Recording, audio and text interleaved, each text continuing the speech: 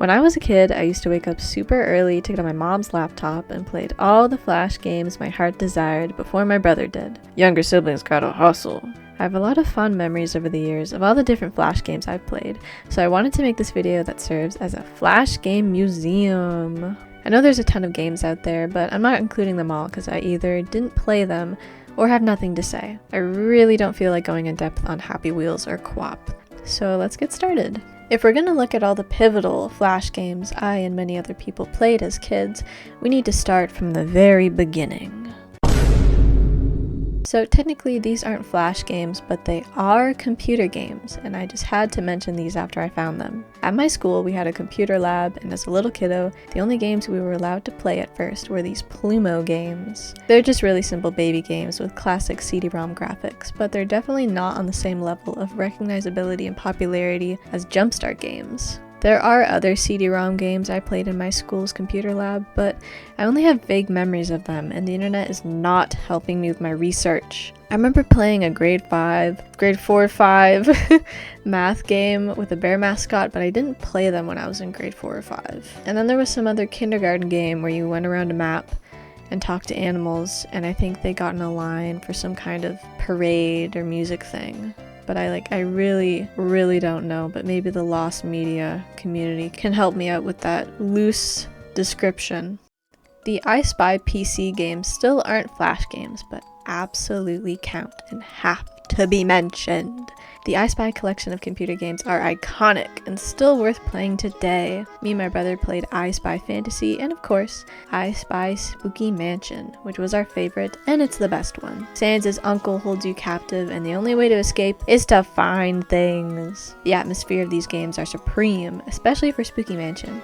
It hits all the marks of a haunted mansion with its own spooky ideas. I love the ghost machine. I love anything where there's some mixing to do, any kitchen stuff, any potion like science things. I love it a lot. Okay, now we're getting into educational Flash games. So TVO Kids is a Canadian children's program network that has its own shows and website with a bunch of educational Flash games. I'm really showing my Canadian roots today. Easily the best games they had were from the Big Escape series. You can still play them on the website today, so I have to assume it's achieved legacy status. These games are really simple point-and-click adventure romps where you have to find words and put them in the right spots grammatically so you can stop this Dr. Know-It-All guy. I don't know who the fuck this guy is. There's 4 games, one at a cabin, there's one at a circus, there's one on a boat, and the last one is time travel. I speedran these while making this video, and it was still kind of fun, so here's some clips of that. This video is gonna play. Would you like a hint? No! Go away. Smart! I'm smart. Let's go. Oh my god. This is- pull me? No, I'm not gonna do it. I know something bad is gonna happen. I know something bad is really gonna happen. There we go. Wait, are you kidding me? Give me the fucking bitch! Scratch! Record scratch! Turnabout Big Top! This one was my favorite. You don't need to see this. Haha, he must have joined the circus, because he is a clown. Oh, fuck off. Shut up. I whore? Announcer, person, place, or thing. I'm gonna have that stuck in my head now.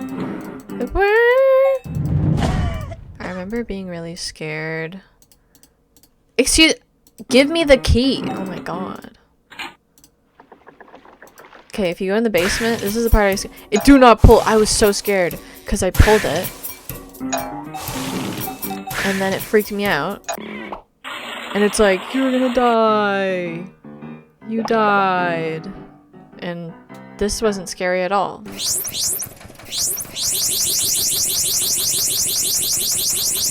Yeah. Okay, I'm done. There were these hamster games that relate to Tumbleweed the Hamster, which I guess was a show, but I didn't watch it. I loved playing these games though. One of them was just a mini golf game and it was pretty fun. I don't have footage of that, but take my word for it. Others had you make a castle. You could build cool hamster tubes for like, he has a car. Wait, no. He has like a ball and has to go through the tubes and it plays fun little animations. There was a math game in the Mathletics, but some of it isn't math, so it's debatable. You had Dino Dan, that's a different show. It's a kid with a dinosaur and he had some games I remember checking out. Not this one though on the screen, I don't know what this is, but it's the only Dino Dan game I found. And then there's the Wild Kratts games. I only vaguely remember playing these, but they're games about animals and learning about them, kind of like Animal Jam, but I'm getting ahead of myself. Now, Wild Kratts is on TVO Kids, but it's also a PBS program, which leads me to... There are a bunch of PBS games that I will talk about, but I have to start with one of my favorite childhood shows, and that's Fetch with Ruff Ruffman, the big dog himself. This show was my thing, alright? It was my thing. I loved it so much that I genuinely wanted to be on the show, but by the time I looked into it, Fetch had already ended, and I was so sad. I was like, no! I wanted to be on the show with a dog. It's a good show. It's an iconic show that I feel like people just don't talk about enough, but kids deserve stuff like this because it just looks so fun to be a part of. You would learn a bunch of cool, niche, and important scientific stuff. And one episode, it was like, how do we work in a chocolate factory? Other episode is all about skunks. Another one is like, let's make Ruff Ruffman a toy or something. It was cool. It was so cool. So, of course, I grew up playing the Flash games the Ruff Ruffman website had to offer, too. The CSI mission games let you act as a detective, and as a kid, it was good fun deducing everything. There was a roller coaster maker, a smoothie game that me and my brother had an inside joke for. At the end of the game, you could put stickers and stuff around your smoothie, and one of them was Ruff Ruffman pointing aggressively, and we put a banana sticker under it, so we thought it was him being like, yo, this is my banana. And we thought that was really funny. Lastly, there was the Spy Hounds event, where every day you would have to log in and watch a cutscene piecing clues together towards the mystery of a poodle or something. I tried my best to keep up to date with this thing at the time, but I think I failed, so womp womp. More baby games from PBS. Okay, it's important that I include these because I think most people often gloss over them, but hey, I played them as a young kiddo at my grandparents' house, and they are in fact Flash games, so they must be documented. Jumping off of Ruff Ruffman's PBS roots, the website has a bunch of games for other TV shows like Martha Speaks, Wow Wow Wubsy, and Peep in the Big Wide World. I loved Martha Speaks because I was obsessed with animals as a kid, and I loved dogs, and this salon game was my favorite thing for like 15 minutes. Wow Wow Wubsy had some games I played, like this platformer, there's this dress-up game, and the ring catch game. Same goes for Peep in the Big Wide World, but I barely remember what the game was supposed to be, but with the power of the internet, I found it. It's just a hide-and-seek game. I never played this, but my friend said I have to highlight the big and small toothbrush game. So here you go. I can't seem to find it, but there was a Sagwa, the Chinese Siamese cat game. I really liked that. It was all about like Chinese zodiac signs, which by the way are way cooler and more interesting than horoscope zodiacs. Horoscopes are really overblown, and I prefer the Chinese ones because there's cool animals. I'm the year of the monkey, and that's very fitting for me, I think. I think you guys can all agree. Next up, we've got the Goobers on Nickelodeon, and most of these games are ass. I watched a lot of the Penguins of Madagascar show growing up, so I had to check out the Nickelodeon website and play some games. This, The Rise of Blowhole, the way I spelled it in my script, it looks really weird. Anyways, this game was evil. I tried to beat it over and over again, but I just didn't have the skills, and I think it's just because either the game sucked or I was actually like just really dumb and stupid. There was also this Snowball Fight Fortress game called Oh Snow You Didn't. I checked it out and I don't care. Penguins aside, I played this really awful Mario Party clone called Block Party with hit Nickelodeon characters, and then there was Nickelodeon's Smash clone Super Brawl before the Smash clone we all know today. And funnily enough, I think that this was my formal introduction on who Aang was. Avatar popped up once on TV when I was chilling with Lego in my basement, but I didn't stick around to watch the rest of the first episode. Sorry, Aang. To be fair, seeing all of these cartoon characters fight each other is just as novel as seeing Nintendo characters duke it out. Like, it's funny seeing Jimmy Neutron and Aang fight each other, I have to admit, but just play Brawl instead. You know, the Smash version. It's Garfield time! Yay! Garfield, yay! I love Garfield, and his Flash games were supreme. I am a die-hard Garfield Spooky Scavenger Hunt fan. It was my game. I'm gonna say that a lot, but I've always been a fan of Garfield, so growing up, I visited his website and played all the games on display. Starting with the creepypasta, Garfield wants some donuts, but they're in a haunted mansion, so he must brace the forces of horror to get that food. It's a fun puzzle adventure game that did spook me a little bit as a kid, only because there's one jump scare in the entire thing. Garfield has a scarometer. The more you misclick on scary stuff in the mansion, the more Garfield truly becomes a pussy, and if you fill it up, then you lose. The scariest thing of all. This game has some more interesting lore, only because Lyman is chained in the basement, and I don't know why. There was a sequel, Garfield's Spooky Scavenger Hunt, Donuts of Doom. This time Garfield is trapped in the haunted house, and you gotta get out like the movie. You still need to get those donuts, but doing some different puzzles from the first game, this one has the jump scare I was talking about. I think I overall prefer the first game, but the sequel is just more of the same, so it's still fun for what it is. Garfield's Beam Me game. It's not really a game, you just click different options and watch Garfield lose his shit over coffee, but if you like what you see, then have fun playing the game. I wish I still had evidence of what I made from this Make Your Own Garfield comic strip game, but I don't. Yes, with Garfield's Comic Creator, you could build your own Garfield comic strip, which I would 100% still do today, with interesting results. To coincide with the release of that one shitty Garfield superhero movie, I remember playing the Superhero Maker game, but I don't have much to say. It kind of looks weird out of context when you just look at like the different body parts. It's a little strange. I don't know what any of this was, but I remember this Professor Garfield stuff so vividly. But now I've done my research, and Professor Garfield was supposed to be a learning outlet for students that has some like PSA stuff, like for cyberbullying, and it had different kinds of games for different kinds of learning, so boom. Research done. I played this Artbot graffiti game and had my fun. Not much for Garfield. I have searched far and wide for what I'm specifically thinking of, but I just can't find it, and it's really sad because I know that it was real, like I swear it was real, but I just can't find it. I visited the Beyblade website back in the day, and I remember there being a Beyblade maker with a set amount of options to choose from, so you'd like slide, mix and match the parts to make your own Beyblade. But as you can tell from this footage, I don't have evidence of that, but just know that it was real and I'm really sad. So I'm calling once again to the lost media community to do work for me to find it. Do it, guys. I can't find it. I'm not good enough for this. I loved Nitrum as a kid, and still do to this day. I have a huge bias for pixel art. If you've watched some older videos of mine, you probably know that already. So these games were perfect for me. They have a ton of games in their library, so I'll only highlight a few, starting with the Bad Ice Cream series. I played Bad Ice Cream 3 the most, but anyways, these were arcade-like puzzle games where you play as a cute little ice cream guy, collecting fruit and blocking evil guys. The design and flavors of the ice cream are goofy, and I gotta admit, I want to try some smoky bacon ice cream in real life. Avalanche is a penguin game, one of the many penguin games that we'll see in this video. You slide down mountain slopes while avoiding obstacles and the looming avalanche getting closer and closer from behind. I always liked this penguin, very cute game.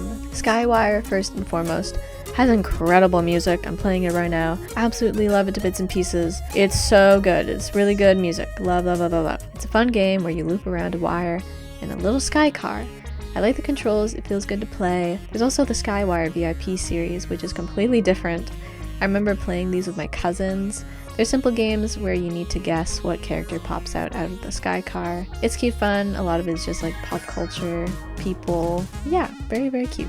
Lastly, in the Nitrum sphere is probably my favorite series they've made, Rebel Trouble. Causing virtual destruction is truly fun. It really does scratch that caveman part of my brain. I love the different locations we see throughout the series, like New York, Moscow, and my favorite, Tokyo. Big fan of Mecha Godzilla, very cool. I'm happy that even after the golden age of Flash games on the internet, Nitrum is still successful with their titles in projects like Leap Day and Shovel Knight Dig, so very, very happy for Nitrum. This is a channel moment that has been a long time coming, and now it's finally happening in this video. I get to talk about Shop Empire. Oh my god, guys. Let's celebrate, let's celebrate. Stand up, stand up. Woo! Shop Empire. We get to talk about Shop Empire for a little bit. Yay! I love Shop Empire. Alright, it's the greatest. You build a mall and you need to keep track of your staff, like needing janitors and security guards, because in the night there are robbers who will attempt to steal from clerks, and watching shit go down was always exciting.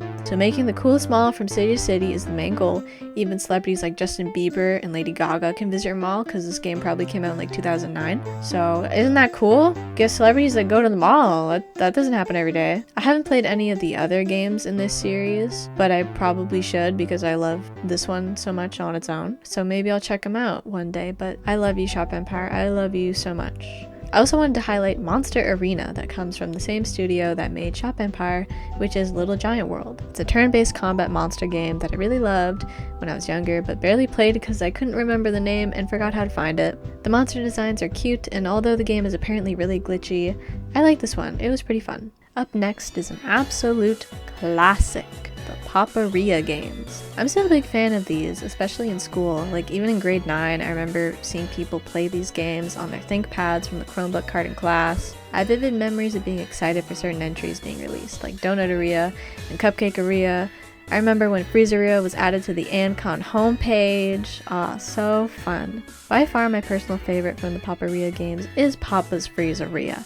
I have the Steam version. It has some iconic characters in the Papalui universe like Penny and Alberto. Them being together is perfect. I love making whatever the fuck we're making, like, I don't know. I guess it's supposed to be ice cream, but it looks more like a flurry. Freezeria just kind of sounds like a weird name. I love the Paparia games though, such a classic series. But in addition to the Paparia games, I wanted to highlight Jacksmith, which is another game under Flipline Studios. I also really liked this one as a kid. Making a bunch of different weapons was super fun. I will talk about these again, even though I made a whole entire old video on them, but I just can't get enough. The Grow series of games from Ice Maze have to be some of my favorite Flash games I've ever played. They really left an impression on me when I was a kid, and I love them. They're so uniquely creative, and I honestly haven't seen anything else like them today. And that's okay, because I can still play these games. Grow Valley is super cute and lovely. Grow Island will always be my favorite. And Grow Cube is just a classic. They're all classics, but I feel like Grow Cube is like the one for most people.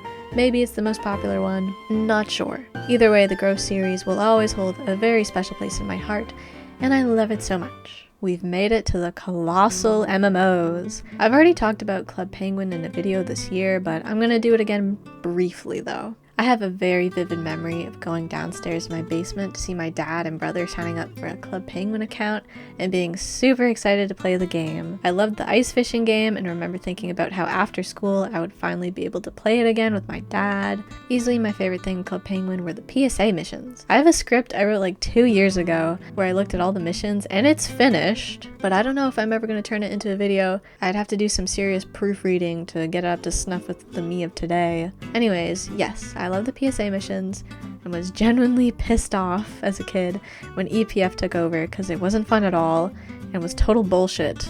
So thanks Disney. I made an old video also about Webkinz, but it's truly one of the most important computer games I've ever played. Is it the greatest? No. But is it important? Yes. I played Webkinz religiously, and I have a long history with it, from the fairies scaring the shit out of me to the Rock the Boat minigame doing the same thing. I still love Webkinz for all of its iconic voice acting, cute pets, and expansive world full of weird and sometimes gory lore. It's just, you know, it's a fun game with cute animals, and the plushies are cute. The plushies are in fact cute until they weren't. Here's some more MMOs. We have, as I mentioned before, Animal Jam. I have a love-hate relationship with Animal Jam. On one hand, it's fun to play around with friends, and I do have a soft spot for its distinct art style, but on the other, this game is so bad. Like, it's so bad. It suffers from its heavy reliance on memberships that have infamously created such a horrible class divide in the game. It's marketed as an educational MMO about wildlife, but instead kids argue about insane trading lingo and not wanting their copyrighted outfits to be copied. There needs to be a non-member revolution, because we don't get enough crumbs from this game. I will give it to the king, Julian2AJ though, because his videos are so funny to watch in retrospect. My friend and I kept dying of laughter from his thumbnails alone, but that's kind of off topic. There were Animal Jam tubers, they were a big thing. Animal Jam used to be a big game.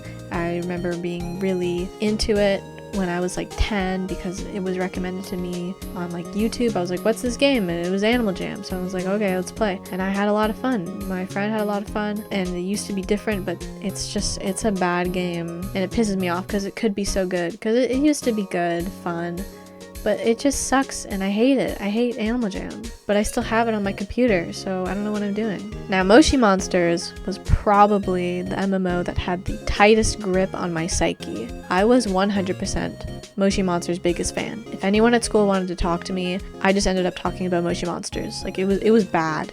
I was subscribed to their magazines. I had all the DS games that are terrible. I had a collector's book. I had a bunch of little figurines. I sent actual art. I drew Purdy, one of the Moshlings, to them, and it got put up in their in-game fan art gallery. I was dedicated. I really was, but all of that gradually winded down as the game updated over the years and became really boring, and I started hating the new Moshling designs. I have a tiny soft spot for Moshi Monsters because I was just so actually insane about it. That's probably the one thing as a kid, or just overall in my life. Actually, no, that's not true. I've been pretty dedicated to some things, but I was like so dedicated to Moshi Monsters as a kid. It was kind of a lot. But it's at a point now where I can just laugh at all that today. But in general, you know, the game itself, it wasn't that great. It definitely has cute critters that I like them. They're cute. It has a cute art style sometimes. It could be fun. It was fun when me and my friend connected online together after school, but it feels like there isn't much to say about Moshi Monsters because it doesn't really exist anymore. However, it did have its own version of Club Penguin's PSA missions. I was stoked to play one that came out on Valentine's Day. Like, I was so excited. UB Funkies. UB Funkies, I miss you. To be honest, I only have faint memories of actually playing UB Funkies, but I do remember the cool figurines.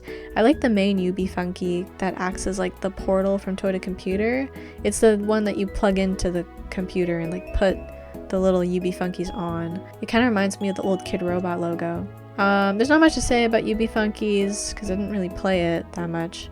There are other videos online you can check out that go more in depth on the lore because it's a weird series. Pop Tropica is a game I haven't thought about in a long time. I used to play it a lot though, and I like Pop Tropica. I remember the Cryptids Island the most for obvious reasons. I like the Dire Bill Wimpy Kid Islands because it was pretty cool seeing the book come to life like this. The game has a distinct look, distinct controls that I thought were annoying as hell, and distinct islands. Not all of them land, but some of them are very iconic, like 24 Karat Island, Spy Island, and the Cryptids Island like I said before, and so much more. Thank you, Jeff Kinney. Thank you. Thanks. Do you guys remember McWorld? I've been waiting to say that for 2 years. I've had the idea for a full-on video for so long, but I finally said that today. This video is accomplishing a lot of like long time coming moments for me. McWorld was McDonald's foray into online MMOs, and it was a thing. A lot of cross-promotion occurred on this website, with movies like Hotel for Dogs and Megamind. As a kid, I really liked McWorld, but I'm sure that if I played it now, I would say it sucks. Either way, this website was very strange, but the art was surprisingly good and like interesting, I'll give it that. It had a very specific art style and art direction. I don't know how many people experienced these point-and-click adventure games in particular, but I remember playing a lot of them from this Death Tiger Zero guy on Newgrounds, but they could also be found on Mouse City. They're kind of edgy, and by that I mean they're offensive at times. Me and my friend were genuinely disgusted when it clicked in our heads that one of the games included having to drug someone's drink, kind of referencing something. Yeah. This guy made a lot of games that are all pretty similar to one another, so I'm only gonna highlight 2 of them, which is Luke and Vortex Point. The classic Vortex Point series. Luke might be the first one I ever played, and it's strange. This guy keeps reusing this forced marriage plotline in his games, and I don't know why, I'm not sure. But you play as the richest man in California, apparently, called Luke, who walks into a fast food place and meets this lady with her son who want to get rich quick. So she says, "You will marry me." And he's like, "No."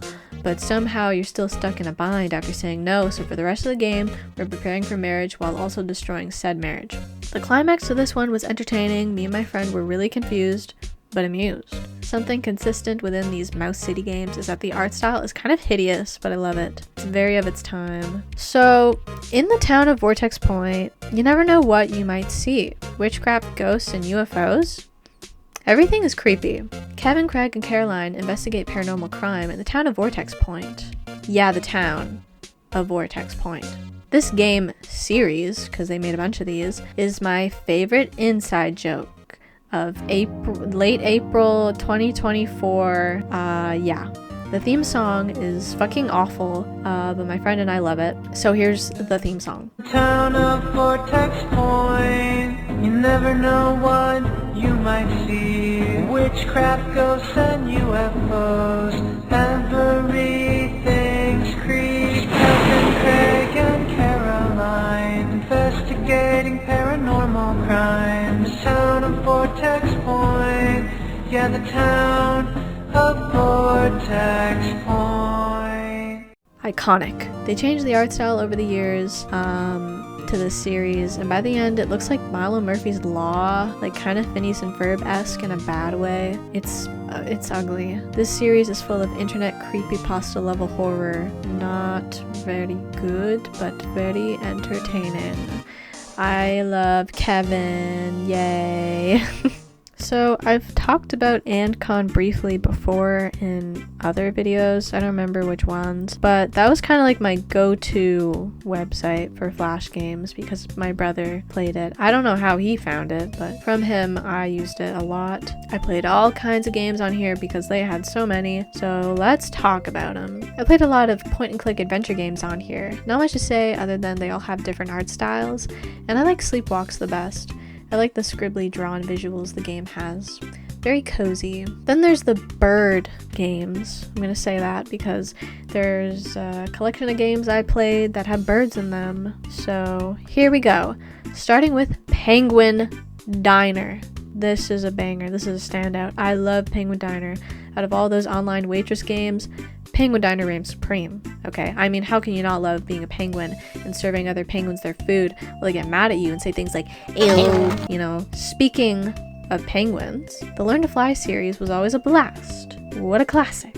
Definitely my favorite out of these fly as far as possible games because you get to be penguin and it's cute. Penguins, as we all know, had a severe chokehold on pop culture during the 2000s, and that wasn't just in movies, it was happening in the games. The last Penguin game I'm going to mention is Pingy, the Ping Idol RPG. I thought it was like Pingu related, but I'm pretty sure it's not. I really liked this game as a kid when I found it once, but somehow couldn't find it again on AndCon no matter how hard I tried. But I think I was just being stupid. I also don't remember anything about this game, but I really liked it that one time I played it. Like in the name, it's an idle RPG where you don't have to do shit, but it's got penguins, so it's cool. Next bird is Chicks for the Super Chick Sisters, a PETA game that had way too much effort put into it for what it is. As a kid, I didn't know this was a PETA game, even though it says it on the starting screen, but I didn't know what PETA was, and that's okay. I'd rather not know what PETA is. I thought someone just decided to make a parody Mario game with chickens, but I guess not. Honestly, the game doesn't look horrible, but I don't know why Pamela Anderson is Princess Peach. The final bird I'm going to highlight is, of course, the duck. Duck Life is a classic Flash game series, and I played this one the most. I really did. This is definitely up there. I remember being at some person's house for a party and just playing Duck Life 3.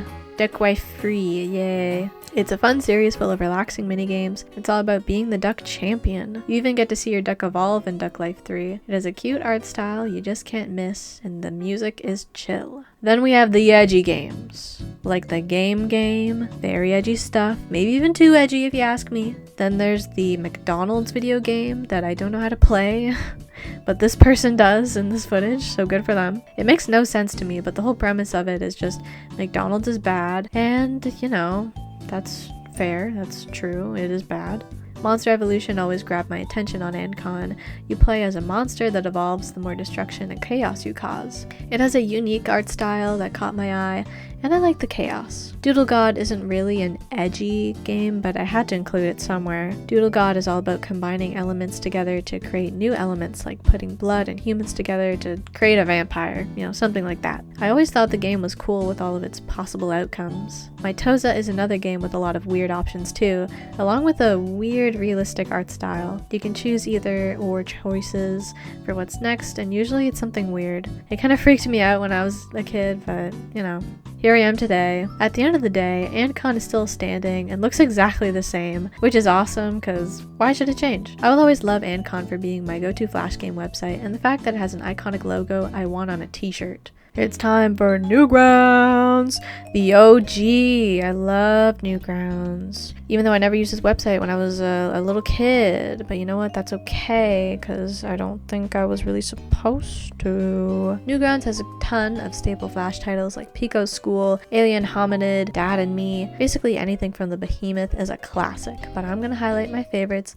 that just so happen to be on Newgrounds, but as a kid I didn't know it. From Armor Games, Sushi Cat is a series I loved and played on both my mom's computer and iOS. My favorite out of the series will always be Sushi Cat 2. All the costumes, the story, theme levels, and abilities are peak. A very cute series that I'll always love. It was something I showed to my non-blood related aunt who's Japanese, so when I showed it to her she thought it was really cute and reminded her of other cute Japanese cats. Next up is This Is the Only Level and Achievement Unlocked, two series starring the titular Blue Elephant. These are known for being meta troll games, in the same vein as the Impossible Quiz. They're silly and creative. The Impossible Quiz is also silly and creative, but mostly frustrating with all the nonsensical hoops you have to go through and skips you need. This one was always popular though. I remember sitting with people in class trying to complete it on our teacher's computer and hanging out with a friend for a sleepover and getting as far as the duck question and thinking we were almost done. Still, it's definitely a classic for what it is. Henry Stickmin is another one of my all-time favorite Flash series. I love playing through these and seeing all the endings and outcomes. I think my favorite will always be escaping the prison, but they're all good. Full of sick internet references and epic stunts and animation. Another popular Stickman is Fancy Pants from Fancy Pants Adventures. The Stickman chokehold was real. They were everywhere on the internet, and it's definitely because Stickmen are literally the easiest thing to draw, so anyone could dabble in animation or video game programming if they wanted to, if all they needed to work with were Stickmen. The Stickmen were fighting in the 2000s, okay? We had penguins, and then we had fighting Stickmen. They did kung fu. They had orange and blue stuff coming off of them. It was intense. But then you had Stickmen like Henry Stickmin and Fancy Pants that were more chill. Fancy Pants is best known for its loose, scribbly art style. That's what really makes the game, along with its controls. I didn't play it at all too much, honestly, and me talking about it is more tying into like the overall edgy Stickman fights that were a big thing on the internet back then, but I just had to squeeze those in here from my brother watching them. Interactive Buddy is another goofy guy that's just a Stickman made of balls, and I liked playing this one. It was fun torturing this guy, throwing him around and harassing him with all the weapons at my disposal. Looking back, the funniest thing about this game is all the skins you can choose from, because now I actually know who these people are, and of course I want my interactive buddy to be Tom Fulp.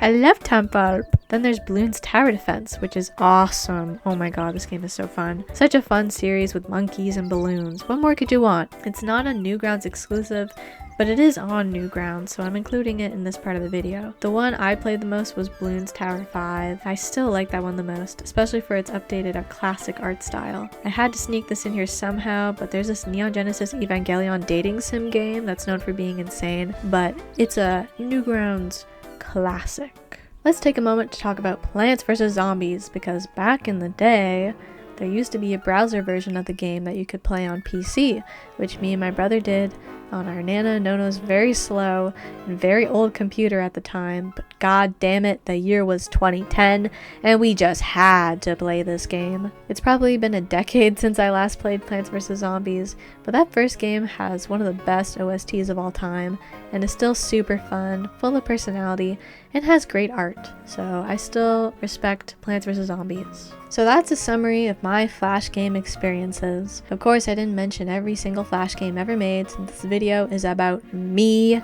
and my relationship with the Flash games I've played, okay? This is a me video, alright? Clearly, Flash games are very near and dear to my heart.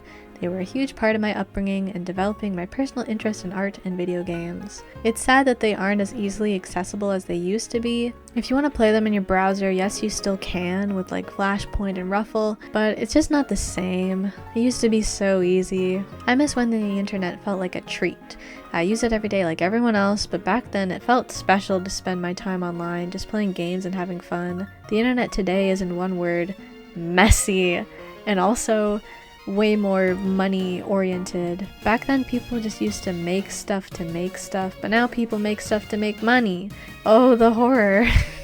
It's not a bad thing, it's just it is and it isn't. We're not going to get into that right now. Anyways, the internet is in a pretty dire state, I would say. It's very disgusting, with corporate social media websites becoming even more overbearing and awful by the day, and all the stupid AI crap that's really annoying. I don't care about it. It's not progressive technology. It's used as a threat against people and their livelihoods and like careers, and it's just, my god, it's so messy. I think we'll figure it out, but like for now it's just really messy. As you can tell, the modern times we live in upset me, especially since I myself have always loved art and I'm studying it, so I can hopefully one day in the future make my own video game, even though I have no idea how to do that. But you know what? That's a problem for me in the future, so I can be naive today. At the very least, if you made it this far, I want to stress the importance of Newgrounds and how it fills that void a lot of people miss on the internet today. It still exists. It's a classic website that's still run by Tom Fulp, the man himself, and it's all about everything by everyone. Newgrounds is for artists by artists, and it's full of personality, history, and genuinely great things that its users can enjoy. Plus, it very quickly banned any AI shit to be on its website. So if you like, spend some time checking it out for fun and feeling okay with spending your time on there, because you get to see so many people's original works, their art, their games, their videos, their music, and more. I'm not sponsored by Newgrounds, but I love it for what it is, and I've been on there for 3 years now, which makes me very happy. And I know some people, if they do art on social media, they're like, I don't know if I want to stay on Instagram. Realistically, no one's just on one social media platform anymore. That's not how it works. It's like everyone's on everything. So just, I don't know, put Newgrounds in there. Something Newgrounds did sponsor though, which is something I too sponsored, was the 2022 Flash Bash. I was extremely sad I couldn't attend this event in person because 1, I'm not American, and 2, I'm not paying for a plane ticket to go to Boston right as I turned 18. I was genuinely debating it, but I decided that it was probably a horrible idea for me to go to something alone with that much commitment involved.